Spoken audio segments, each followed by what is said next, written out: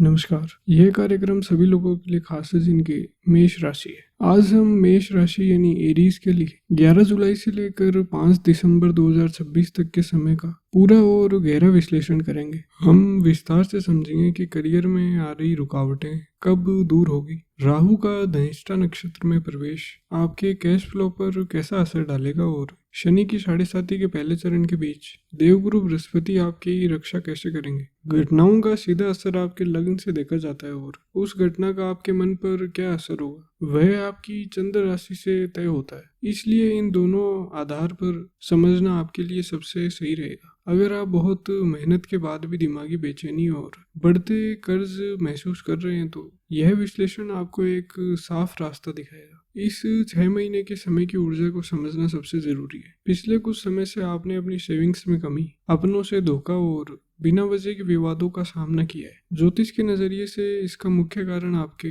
12वें भाव में बैठे शनिदेव है, जो मेष राशि के लिए 7.5 का पहला चरण भी है। यह स्थिति दिमागी और शारीरिक रूप से बहुत थकाने वाली होती है, लेकिन 26 जुलाई 2026 को शनि वक्री हो रहे हैं। शनि जब 12वें भाव में वक्री होता है तो उनकी दृष्टि पीछे की ओर यानी आपके 11वें भाव पर पड़ती है। यहाँ पहले से ही राहु बैठे हैं। शनि कर्म के देवता हैं और धीरे धीरे फल देते, जबकि राहु नतीजे की स्पीड को कई गुना बढ़ा देते। इन दोनों ग्रहों का ये कनेक्शन आपके रुके हुए कामों में अचानक बहुत तेजी लाएगा। इसके साथ ही राहु ने मंगल के नक्षत्र में यानी धनिष्ठा नक्षत्र में प्रवेश किया है। धनिष्ठा का सीधा मतलब पैसों और रुतबा है। इस समय में आपके अंदर आगे बढ़ने का एक साफ फोकस रहेगा। इस ऊर्जा का सही इस्तेमाल करने के लिए आपको अपनी बातचीत में नरमी के साथ साथ एक अधिकार और अथॉरिटी बनाए रखनी होगी। करियर और बिजनेस के हिसाब से आपके 10वें भाव में एक बहुत बड़ा बदलाव होने जा रहा है। नौकरी पेशा लोगों के लिए सितंबर का महीना बहुत ही खास रहेगा।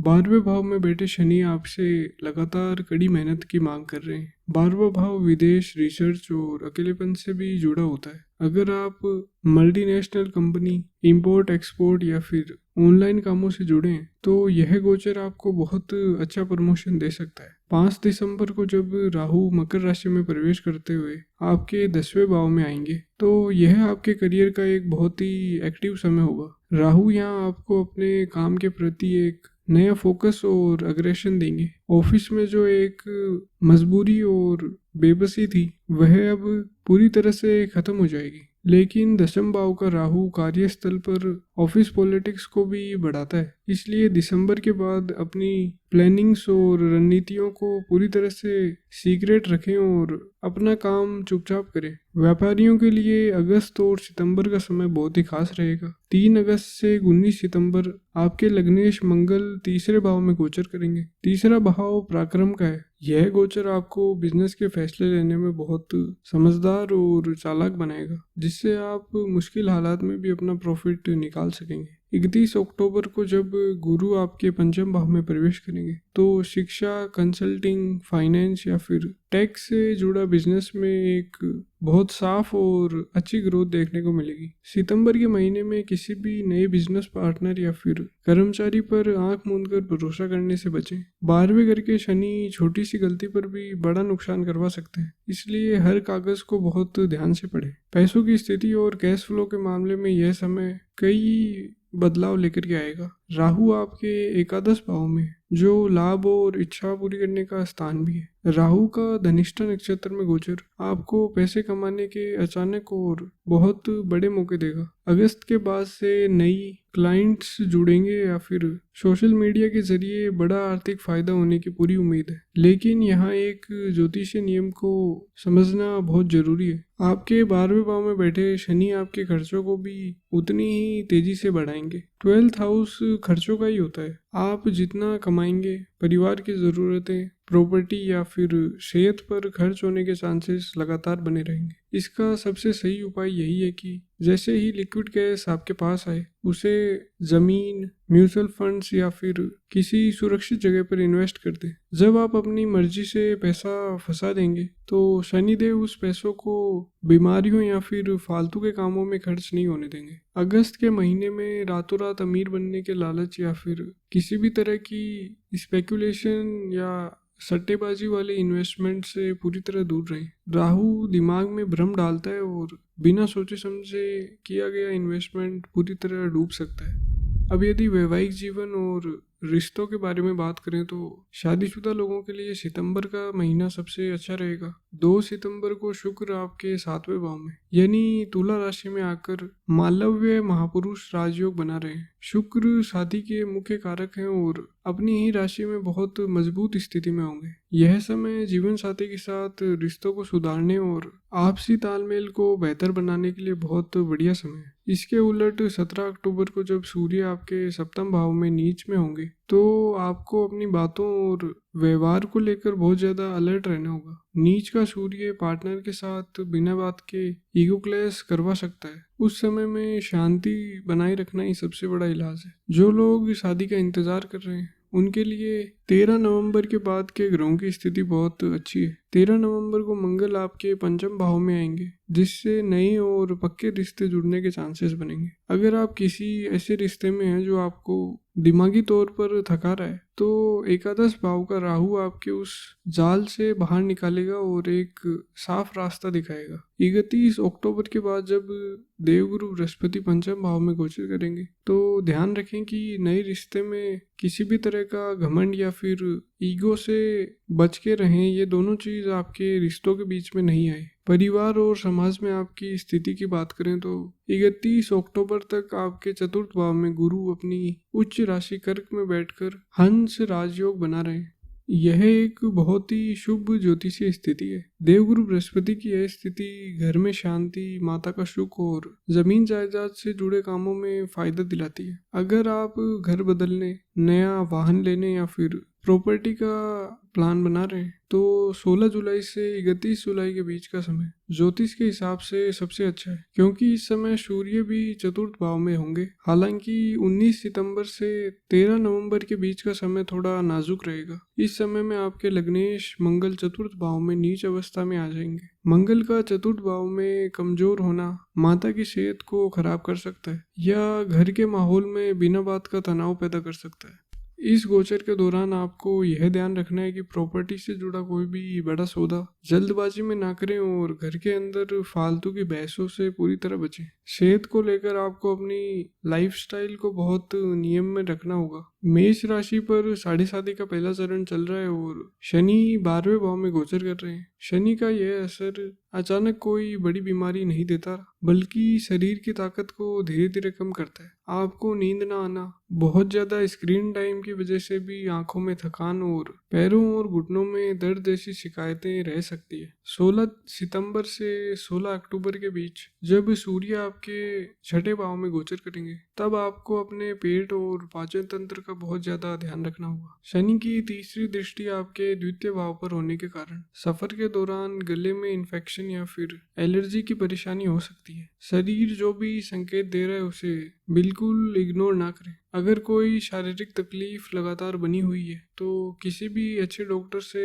मिलकर चेकअप जरूर करवाएं। रोजाना योग करने और समय पर सोने की आदत आपको इन ग्रहों के बुरे असर से बचा कर रखेगी। जो दर्शक पढ़ाई लिखाई से जुड़े हैं उनके लिए ये 6 महीने का समय बहुत ही खास है। 16 अगस्त से 16 सितंबर के बीच का समय आपके फोकस और कामयाबी के लिए बेहद शानदार है। शिक्षा के कारक ग्रह सूर्य अपनी ही राशि सिंह में बैठकर आपके पंचम भाव को ताकत देंगे। यह गोचर सरकारी परीक्षाएं, नए कोर्स में एडमिशन या फिर किसी जरूरी इंटरव्यू को पास करने के लिए बहुत पावरफुल है। आपका लॉजिक और कॉन्फिडेंस एकदम टॉप पर होगा। लेकिन नवंबर के महीने में आपको बहुत ज्यादा अलर्ट रहना होगा। 31 अक्टूबर को गुरु पंचम भाव में आएंगे जहां पहले से ही केतु बैठे। इससे नवंबर में 1 महीने के लिए गुरु चंडाल योग बनेगा। यह योग दिमाग में उलझन और कंफ्यूजन पैदा करता है। इस समय आप अपनी पढ़ाई की लाइन या फिर करियर का गोल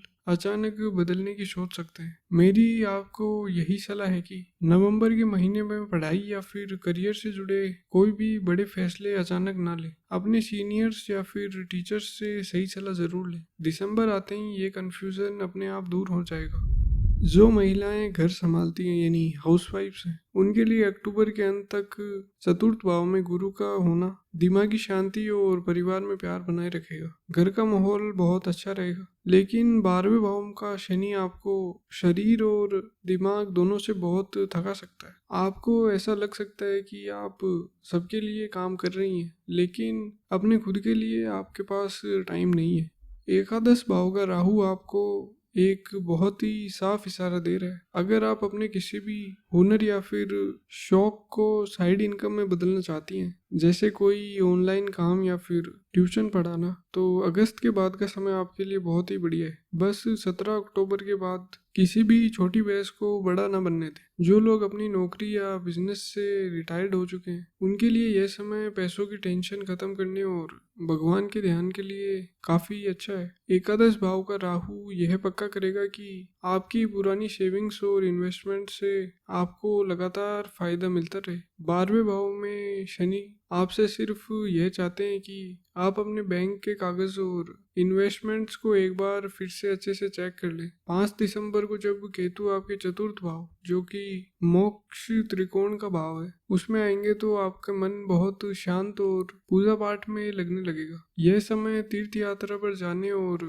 अपने परिवार के साथ अच्छा समय बिताने के लिए भी सबसे बढ़िया है। बस अपने पैरों और घुटनों के दर्द को लेकर थोड़ा अलर्ट रहें और सुबह की सैर रोजाना करें। लंबी दूरी के सफर और विदेश जाने के लिए 12वां भाव सबसे मेन होता है। अगर आप वीजा, इमिग्रेशन या फिर विदेश की सिटीजनशिप के लिए लंबे समय से कोशिश कर रहे हैं, तो अगस्त और सितंबर के महीने में राहु के असर और शनि के वक्री होने की वजह से आपके काम बन सकते हैं। जो लोग पहले से ही विदेश में काम कर रहे हैं, उन्हें विदेशी क्लाइंट से बहुत जबरदस्त फायदा होगा। हालांकि शनि की 12वें भाव में मौजूदगी यह बताती है कि सफर शरीर को थोड़ा थकाने वाला हो सकता है। यात्रा पर जाते समय अपनी दवाइयाँ और जरूरी सामान की पूरी प्लानिंग करके ही घर से निकले। दिमागी और आध्यात्मिक शांति के बिना दुनिया की हर कामयाबी अधूरी है। 12वें भाव में शनि का गोचर कई बार इंसान को भीड़ के बीच भी बिल्कुल अकेला महसूस कराता है,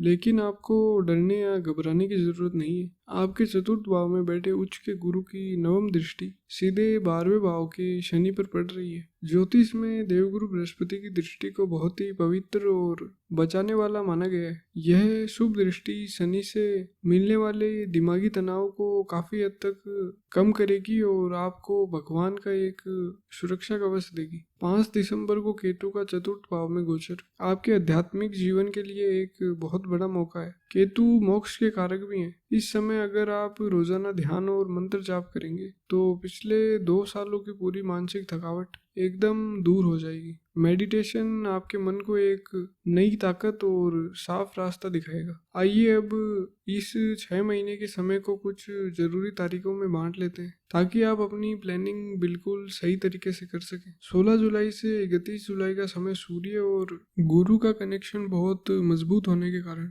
जमीन, प्रॉपर्टी या फिर घर से जुड़े किसी भी बड़े फैसले के लिए सबसे शानदार है। 17 अगस्त से 31 अगस्त तक का समय आपके लिए एक तरह से राजयोग का समय। नौकरी में प्रमोशन, नाम कमाना या कोई बड़ी डील फाइनल करने के लिए आप इस टाइम को इस्तेमाल कर सकते हैं। 18 सितंबर से 13 नवंबर पूरे 6 महीने का सबसे नाजुक समय, क्योंकि लग्नेश मंगल नीच अवस्था में रहेंगे। इन 2 महीनों के बीच में पैसों का कोई भी बड़ा रिस्क ना ले, जमीन खरीदने से बचें और अपनी माता की सेहत का पूरा ध्यान रखें। 9 अक्टूबर से 31 अक्टूबर तक शनिदेव वक्री होकर उत्तरा भाद्रपद नक्षत्र में रहेंगे। यह समय आपको अपने पुराने अधूरे कामों को पूरा करने का मौका देगा। रुका हुआ सरकारी काम या पुराने रिश्ते फिर से सामने आएंगे। यह समय नई गलतियां करने का नहीं है, बल्कि पुरानी गलतियों को सुधारने का है। 16 दिसंबर के बाद जहां 5 दिसंबर को राहु केतु का परिवर्तन और 16 दिसंबर को नवम भाव में सूर्य और बुध का बुध आदित्य राजयोग बनेगा, यह आपके लिए किस्मत के नए दरवाजे खोलेगा। इस समय आप अपनी जिंदगी के ऐसे हिस्से में होंगे जहां नई स्पीड और ताकत महसूस होगी। इस गोचर के दौरान ग्रहों की अच्छी ऊर्जा को बढ़ाने के लिए लाल और पीला रंग आपके लिए बहुत भाग्यशाली रहेगा। ज्योतिष में ग्रहों के योग तब तक पूरा फल नहीं देते जब तक आप अपनी मेहनत और सही उपायों से उनको एक्टिवेट नहीं करेंगे। साढ़े साथी का असर और लग्नेश मंगल के गोचर को देखते हुए कुछ आसान लेकिन बहुत ही असरदार उपाय को अपनी रूटीन में शामिल करें। 12वें भाव के शनि से मिलने वाली दिमागी थकान को कंट्रोल करने के लिए हर शनिवार को ओम प्राम प्रीम प्रोम से शनिश्चराय नमः का आप 108 बार जाप करें। यह आपके फालतू खर्चों को और टेंशन को सीधा शांत करेगा। मंगल की ऊर्जा को बैलेंस रखने और बिना बात के गुस्से से बचने के लिए मंगलवार के दिन हनुमान चालीसा का पाठ करें। सूर्य ग्रह को मजबूत बनाने के लिए